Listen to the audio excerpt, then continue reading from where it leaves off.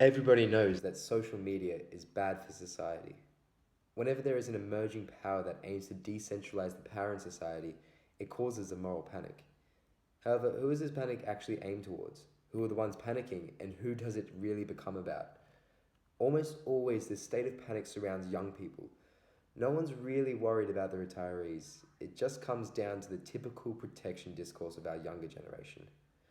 Often, when there is a decentralization or a democratization of power, the ones previously holding the power feel threatened.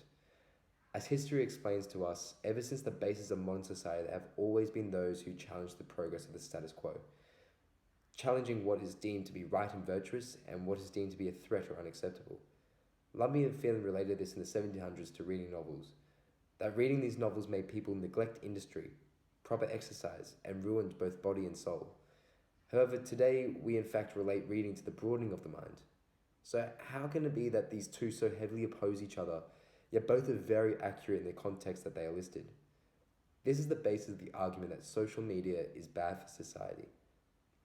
Social media use is usually related to no longer having real world conversations with each other. We have no privacy, we overshare, and that ultimately it dumbs us down and contains nothing of serious benefit to us. This, along with many other issues, are the concern for today's social panic, and it seems to be only the younger generations who seem to be affected by it. We are said to be producing a generation of narcissism and poor ideals, simply because we are seen to be engaging in an ego driven society based around a set number of likes, followers, and social media interactions as a basis of status. We engulf our pride and interest in this media, and as such, we become addicted. But really, hasn't this always been the case? Even prior to social media, how many friends you had, where you sat in a certain social group, your likes and dislikes were all the basis on which your peers judged you as an adolescent. However, today's generation, it is seen to be as we sit around at social occasions, not being social with real world people in the same room as ourselves. We are seen to be engrossed in our devices and social media, so we get labeled as the generation with the wrong social skills. However, from the rise of comics to the rise of reality TV, as well as the invent of reading and entertainment industries, we must sit back and observe how this pattern actually relates to our scenario. People were really heavily engaged with social and community groups long before the advent of social media and iPhones. Yet, as soon as it becomes an engaging media that is so readily accessible, it challenges our prior processes. In doing so, the previous generations have a hard time actually articulating what it is they actually feel about it, and ultimately can't say what the problem is. They just want to know that something is wrong. Much the same as how the generations of certain parenting styles are embedded in culture and traditions, are passed down but not seen to be the capacity of the expression that we see today on a very accessible platform. This causes social dismay as those who don't conform to this traditional parenting style are looked at and shamed.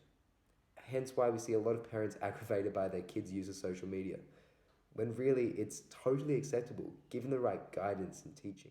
So it becomes easily for social media to be shunned as it possesses the emerging power previously held by the parents in older generations. The power to create large gatherings, sporting groups, interactions, and even ideal formations, access to the friends and families overseas, all of which can be done in a single night. So it is easy to see that when such things are so easily removed from the parents, that it's easy to blame social media. For the kids, they are simply just turning to the next best thing from real life. Why we classify it as an addiction depends solely upon the individual and how much access they had prior to it to be actually social. Yet, they are just looking for those avenues as being creative is central and essential to human happiness. Being connected to a social group gives someone the ability to express themselves. By having social media has not only become easier to find these groups, but has actually become integral to the development of our culture, giving these individuals an expressive avenue to define what makes them happy. Kids have done dangerous things for a really long time. We just share it now. In 100 years' time, social media will be held in the same regard as novels and rock music. Will it still continue to stand as a social barrier?